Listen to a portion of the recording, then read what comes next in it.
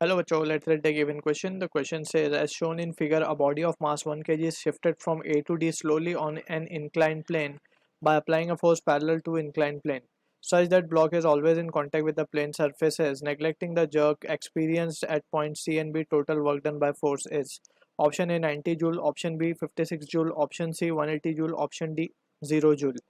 So, to understand the given question, we need to understand about the key concept of work done.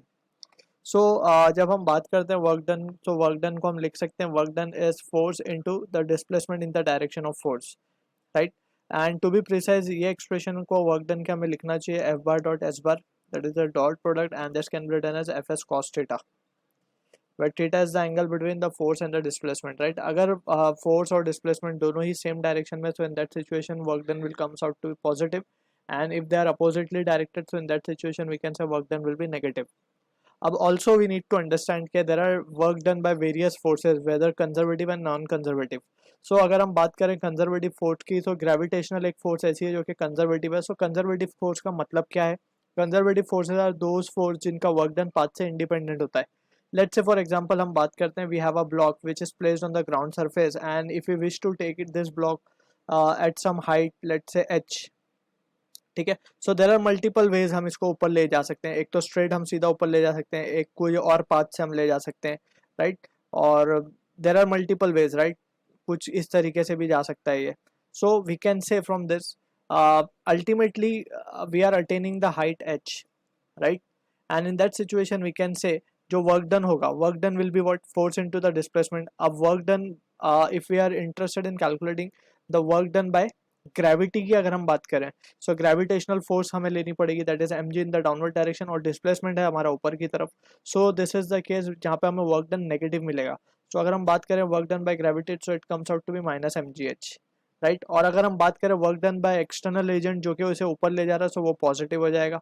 So that is the difference we need to remember. ठीक है. अब यहाँ पे we can see either we are going through part 1 और part 2 और part 3. कोई भी path से हम जा रहे हैं, वर्क डन हमेशा हमें क्या मिलेगा, एम जी एच ही मिलेगा, right. So we can see it is just depending upon the initial and the final point, and not on the path which we are taking. ठीक है. सो ऐसी forces को हम कहते हैं conservative force. Non conservative forces are force which, friction की force को हम नॉन कंजर्वेटिव फोर्स कहते हैं.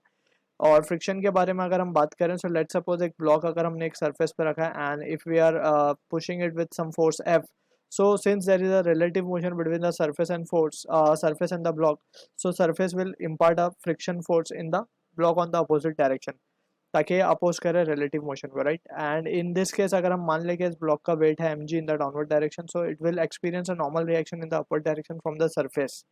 Since there is no vertical motion over here, so n will be balancing mg.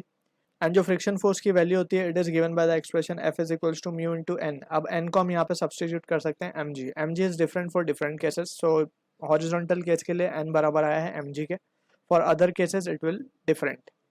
ठीक. अब हमें वर्क डन कैलकुलेट करना है बाय द फोर्स. अब हमें ग्रेविटी, ये ज़रूरी है कि हमें ये चेक करना है कि वर्क डन हमें किसके लिए कौन सी फोर्स से कैलकुलेट करना है. सो वो फोर्स जो हम अप्लाई कर रहे हैं ऊपर की तरफ, हर हर इंस्टेंट पे it is parallel to the surface. So ये फोर्स हमें की वजह से वर्क डन कैलकुलेट करना, ना कि ग्रेविटी की वजह से, right. So that is the question they have asked us.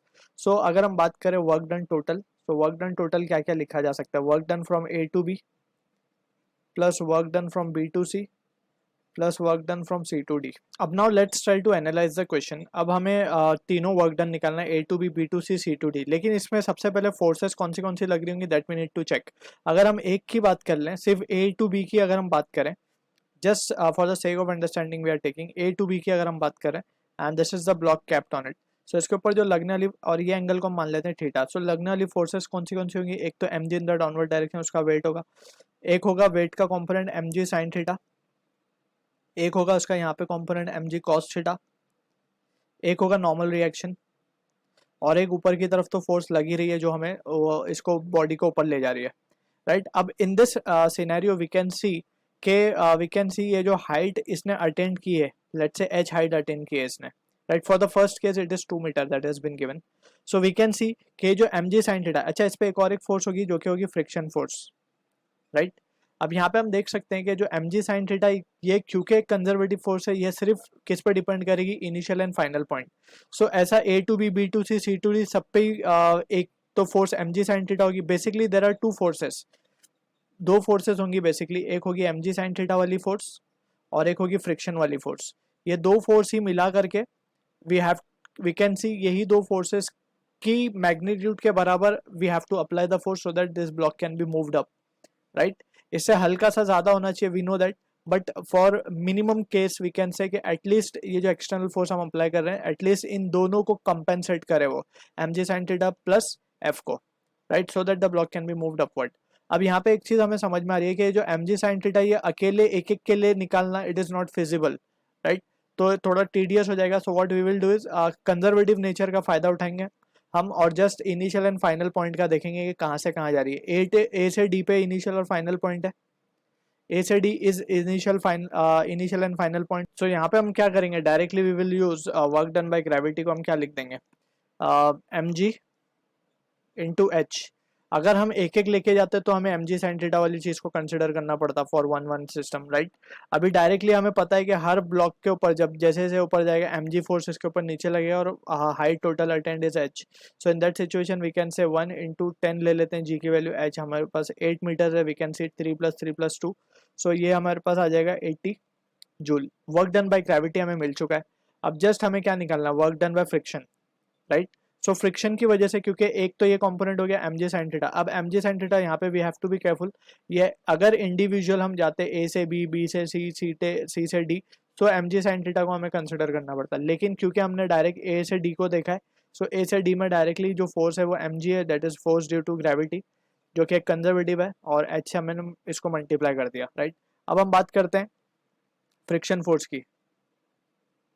So friction force के रिगार्डिंग हम क्या देख सकते हैं, फ्रिक्शन फोर्स में हमें पाथ, क्योंकि कंजर्वेटिव नहीं है तो हमें पाथ के ऊपर चलना पड़ेगा, ए से बी से सी से डी। सो हम लिखेंगे इसको, यहाँ पे हम इसका लिखेंगे work done by friction W F will be equals to A से बी प्लस बी से सी प्लस सी से डी, राइट। ये जो हमने फॉर्मूला लिखा है ये तो एक्चुअल में टोटल वाला है, लेकिन टोटल को अब थोड़ा सा मॉडिफाई अगर हम कर दें, so it will be work done by gravity plus work done by this friction force, right. इन दोनों का ही एडिशन के बराबर इक्वल एक्सटर्नल फोर्स आनी चाहिए, right. So that is what the thing we need to be clear with. अब यहाँ पे वी कैन सी के डब्ल्यू ए बी को अगर हम बात करें, सो डब्ल्यू ए बी हम यहाँ पे निकाल लेते हैं, W A B can be written as mu m g cos theta, क्योंकि एन यहाँ पे एम जी कॉस थीटा, जैसे हमने यहाँ पे डिस्कस किया एन को एम जी, यहाँ पे एन क्या होगा, m g cos theta. So हम इसे लिखेंगे mu m g cos theta into जो डिस्टेंस ये चलेगा ए से बी में, that distance will be nothing but it is again we can see कि हमें पाइथागोरस लगाना पड़ेगा। सो ये हो जाएगा 4 + 4 इट विल बी 8√8 हो जाएगा, राइट। √8 या फिर 2√2 भी हम इसे लिख सकते हैं। इसको थोड़ा यहीं सॉल्व कर लेते हैं। म्यू की वैल्यू 0.1 है, एम तो 1 है, और ये हो जाएगा 0.1 इंटू जी को हम 10 ले रहे हैं, तो 1 इंटू कॉस थीटा की वैल्यू अगर हम देखें, सो कॉस थीटा, ये एंगल अगर थीटा हम मान ले तो कॉस थीटा हो जाएगा हमारे पास 2 बाय दिस वैल्यू, यानी कि थीटा तो 45 मिल रहा है यहाँ के लिए for this case, so we can say cos 45 will be 1/√2। सो ये हो जाएगा हमारे पास 1 इंटू 1/√2 इंटू 2√2, तो ये रिजल्ट आएगा 2, ठीक है। सो ये मिल गया वर्क डन बाय ग्रेविटी। अच्छा, यहाँ पे एक चीज हमें ध्यान रखनी है, ये work done by friction force A to B में मिला है, ये नेगेटिव मिलेगा, राइट। लेकिन हम क्या फाइंड कर रहे हैं, हम external work done force find कर रहे हैं। सो ये तो हमेशा पॉजिटिव ही आएगा क्योंकि डिस्प्लेसमेंट भी ऊपर है और वर्क डन भी ऊपर है, सो हम इसको पॉजिटिव ही लेके चल रहे हैं। सो ये basic understanding we need to be clear with, right. अब हम बात कर रहे हैं सी, बी से सी में। बी से सी में क्या होगा, mu m g cos theta, again बस कॉस थीटा की वैल्यू बदलेगी और ये डिस्टेंस बदलेगा। अब ये डिस्टेंस कितना हो जाएगा, ये 3 है और ये 2 है, सो 9√13 हो जाएगा, राइट। सो √13 से मल्टीप्लाई करना पड़ेगा। अब यहाँ पे हम देख सकते हैं इसको 1 इंटू 1 नहीं होगा क्योंकि म्यू चेंज हो रहा है, 0.22 हो जाएगा ये basically, 0.2 into g is 2 into cos theta की अगर हम बात करें, लेट्स से अब ये थीटा की हम बात कर रहे हैं, सो ये थीटा हो जाएगा adjacent, that is 2/√13 into distance is √13, सो ये वैल्यू आएगी 4। ठीक है, अब हम बात करें work done from C to D।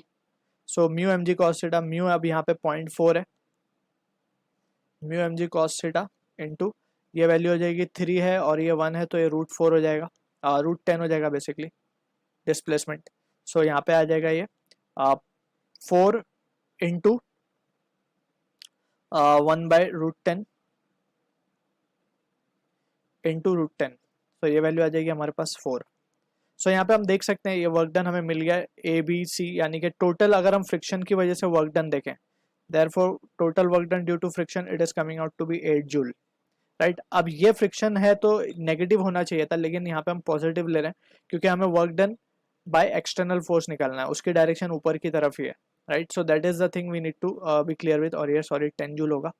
So we can say therefore total work done क्या हो जाएगा हमारे पास, WG जो कि मिला 80 और WF जो कि मिला 10, सो ये हो जाएगा 90 joule. So this is the answer to the question जो कि मैच होगा हमारा ऑप्शन ए के साथ। I hope you understood the solution. All the best.